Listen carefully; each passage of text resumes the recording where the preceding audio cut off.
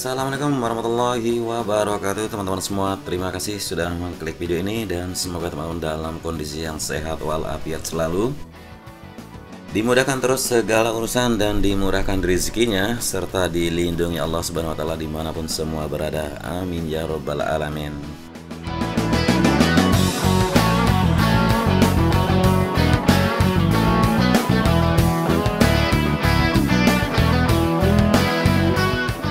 Ya, terpantau kalau di sirkuit MotoGP Mandalika pada hari ini, setelah beberapa waktu terakhir hujan terus mengguyur, dan apalagi sejak malam, tadi malam maksud saya, hujan tidak ada henti sehingga terlihat beberapa titik yang ada becek atau ada genangan-genangan air.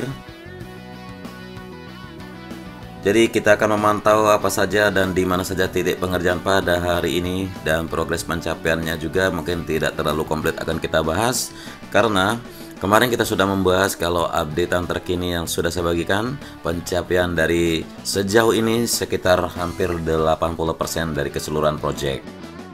Ya, mungkin di video kali ini saya akan berbagi hal-hal lain yang perlu dipersiapkan lagi nantinya di sirkuit Mandalika. Di antaranya yaitu yang pertama adalah layanan medis yang perlu ada di sirkuit MotoGP Mandalika.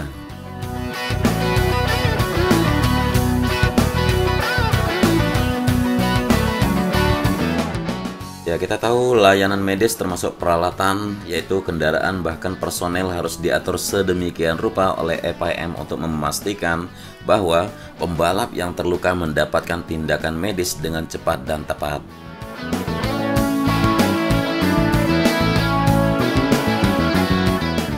Personel dan peralatan medis harus dapat memberikan penanganan awal secara langsung, baik jika pembalap mengalami luka serius maupun luka kecil dengan optimal. FIM CMO atau Chief Medical Operation nantinya akan menentukan jumlah, lokasi, jenis kendaraan, helikopter, peralatan dan personel yang diwajibkan dengan mempertimbangkan kondisi sirkuit dan lokasi acara.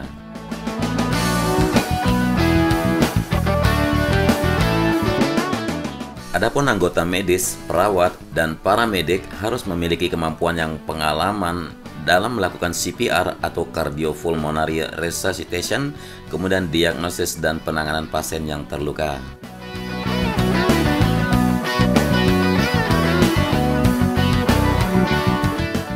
Tenaga medis menjadi bagian terpenting pada jalannya event MotoGP dan WSBK di Mandalika, di mana mereka adalah garda terdepan saat terjadinya kecelakaan pada saat balapan dimulai.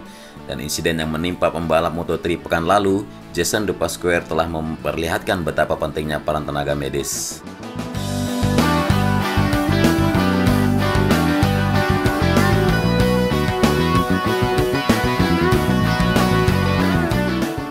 Tenaga medis harus dengan sigap dalam memberi penanganan langsung pada korban secara cepat dan tepat. Oleh karena itu, tenaga medis harus lolos dari seleksi ketat yang dilakukan oleh CMO FIM, dan CMO FIM bertugas untuk memberikan pelatihan bagi dokter, perawat, dan paramedik, termasuk pengaturan dalam mengantarkan pembalap menuju rumah sakit rujukan yang ditentukan. Selain itu, CMO juga harus menentukan jenis perlengkapan dan berapa banyak peralatan medis dan kendaraan yang akan dikerahkan di sirkuit saat terjadi insiden.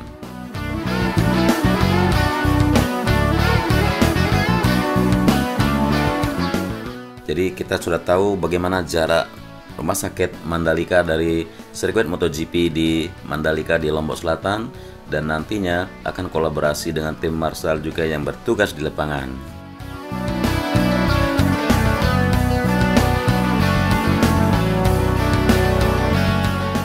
Dan tim Marshall juga menjadi salah satu garda terdepan dalam pelaksanaan event motorsport, antara lain untuk memastikan keamanan dan menjadi informan para pembalap saat sesi uji coba dan balapan.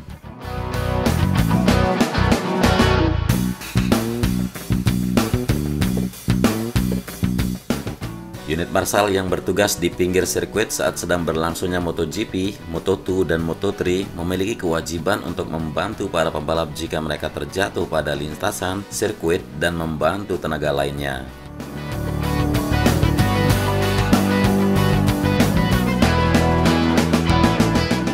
Marshal memiliki peran besar saat balapan berlangsung, seperti jika motor pembalap terjatuh, maka dibutuhkan paling sedikit 2 marshal untuk membantu mengangkat motor tersebut.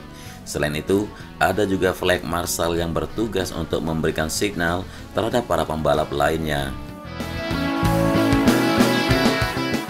Ya, seperti flag marshal dengan red flag atau bendera merah digunakan untuk memberi sinyal bahwa para pembalap harus menghentikan balapan. Selain itu, mereka harus kembali ke pit. Kemudian green flag atau bendera hijau yang memberi sinyal bahwa balapan dilanjutkan kembali, dan masih banyak lagi. Sebelum turun ke trek, para marshal diberikan pelatihan dan sertifikasi khusus oleh FIM agar saat balapan berlangsung para marshal tidak menimbulkan kesalahan. Dan marshal ini bersifat volunteer, jadi bagi yang minat atau yang ingin menjadi marshal di sirkuit Mandalika, kalian harus sehat jasmani dan rohani, cekatan, dan pastinya harus menguasai bahasa internasional.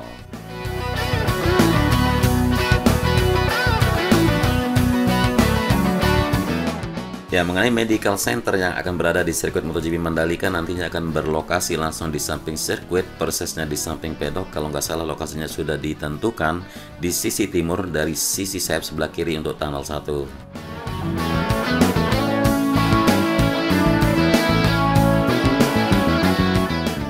Dan medical center yang berada di sirkuit Mandalika harus sesuai dengan standar FIM atau Federation International de Motorcyclism. Kemudian, tenaga kesehatannya pun, baik dokter maupun perawat, harus lulus pelatihan yang diselenggarakan oleh FIM untuk mendapatkan sertifikasi khusus. Selain tenaga kesehatan, peralatan kesehatan di medical center juga harus memenuhi persyaratan dari FIM, dan nantinya medical center juga dilengkapi dengan helikopter dan helipad yang berfungsi untuk membawa pasien dengan kondisi kritis ke rumah sakit berstandar internasional terdekat yang sudah dibangun di kawasan Mandalika.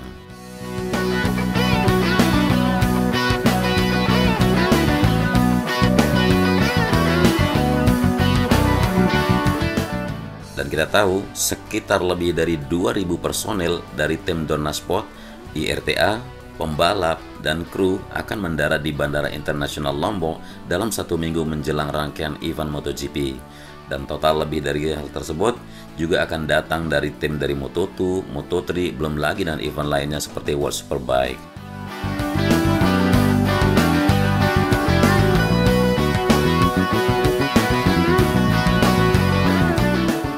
Jadi bukan saja sirkuitnya yang harus disiapkan saja, bukan saja bandaranya saja yang harus disiapkan, tetapi para medical center ini juga harus siap-siap sebelum gelar balap dimulai, bahkan sampai gelar balap sudah selesai. Oke teman-teman, mungkin itu saja yang saya bisa bagikan di hari yang mendung dan sedang hujan di sini.